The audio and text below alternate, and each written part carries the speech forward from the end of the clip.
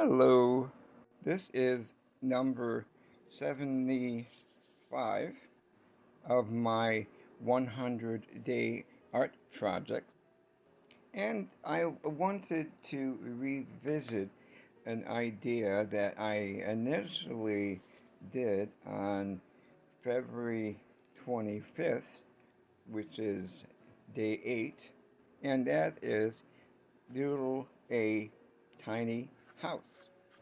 Sometimes when I doodle something that is intricate, like a house, a tiny house, or maybe a mandala, I will start my process by doing a uh, pencil outline. But if you want to go in with just the ink, go for it. Here you can see that I did the basic shape of a square, and I'm going to do the tiny house within the square, but I also am going to expend some of the elements beyond the frame of the square. As you can see with the top of the house, the clouds, and later on a tree. You can design your tiny house however you want. This is your world and everything is up to you. For example, right now I'm kind of been in a flower mode, and since spring is in the air, I'm going to call this my spring tiny house, so I can visit it and move in whenever I want a bit of spring. So to adorn the walls, I'm going to draw in, again with my pencil first, a bunch of spring flowers, which to me is like sunflowers and daisies, because what represents in spring more than flowers?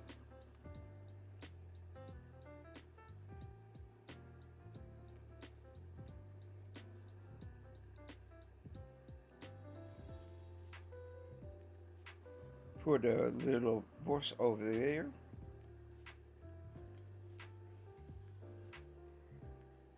And let's put in a bit of a door.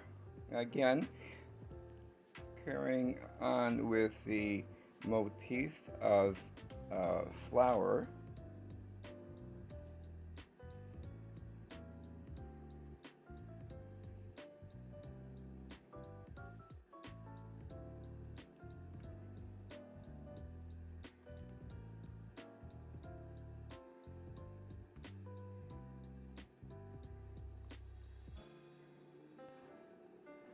Let's put a doorknob in it, because otherwise we wouldn't be able to go into the house, which would be kind of silly. Let's add a bird, but if you want to do a cat or a dog or even a fish, go for it. Again, this is your world. You can do whatever you want.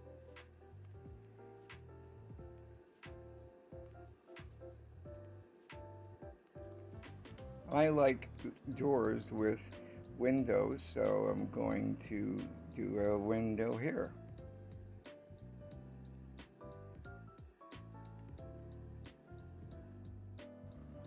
So it's time to ink in your tiny house.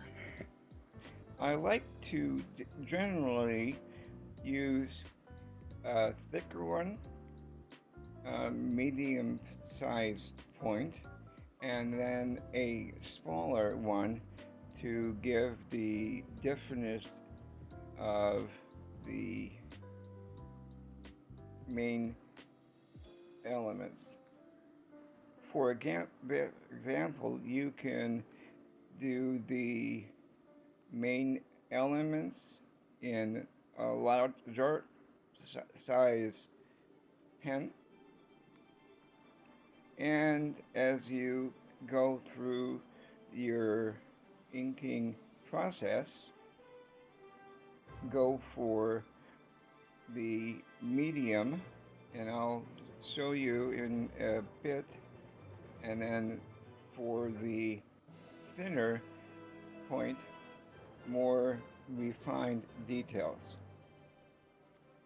But again, it'll be easier to show you what I mean as I continue inking in. Now this is all sped up a little, not a lot, in an effort to make the video a little bit shorter. But when you doodle in, make sure you take your time.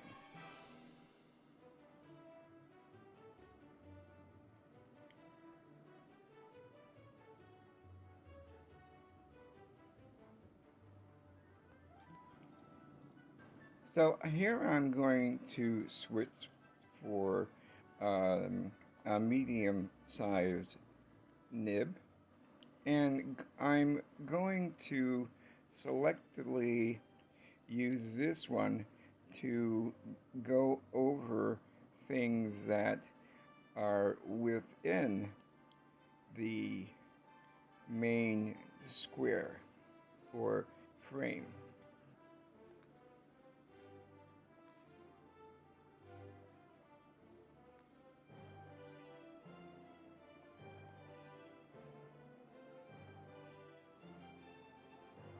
Now, I still like the flower on the door, but I wanted to change up the orientation of the petals. So it's important to know that you can, even when the sketch is done, you can always change it up, which is why I prefer to do a preliminary sketch before I ink it.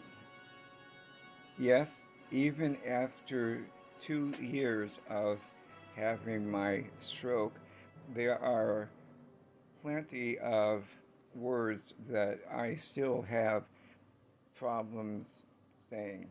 Sorry about that.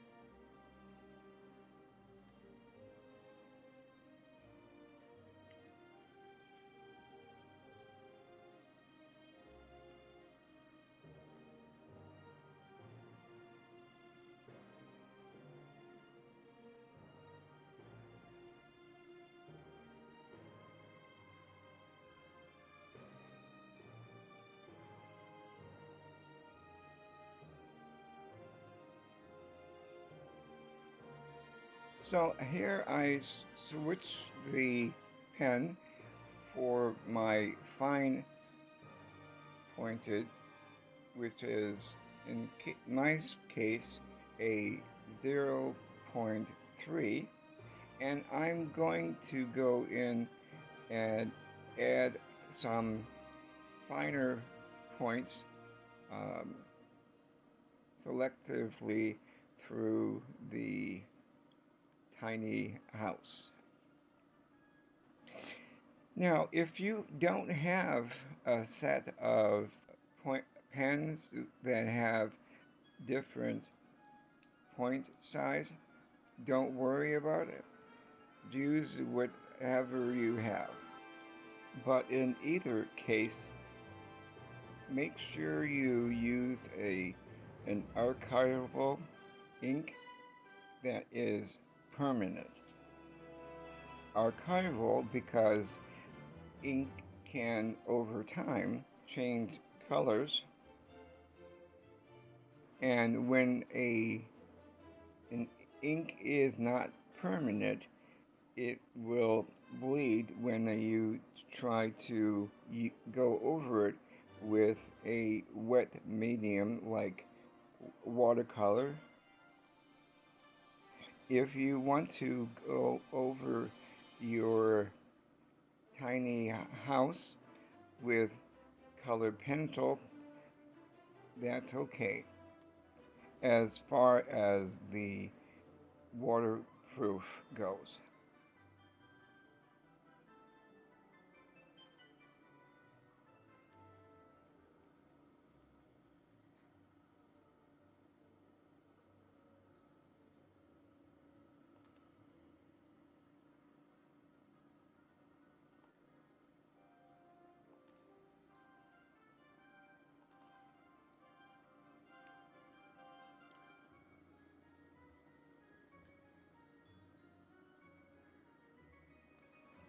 I wanted to add a bit more detail to the tree.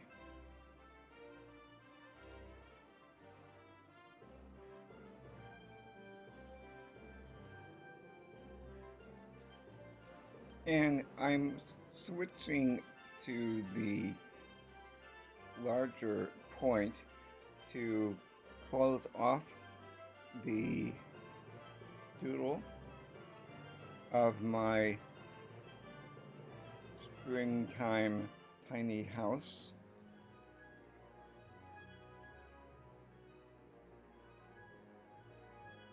Remember to let the ink dry sufficiently so that it doesn't smear.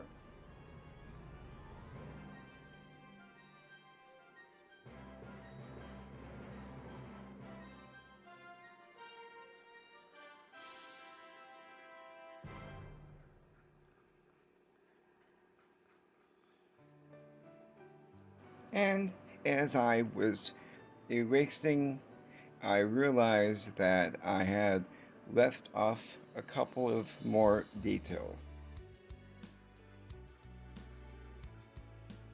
So, what do you think?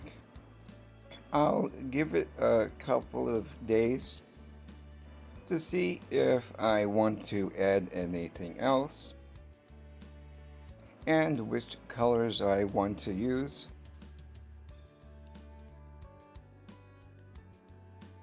But in the meantime, have a great day. Bye.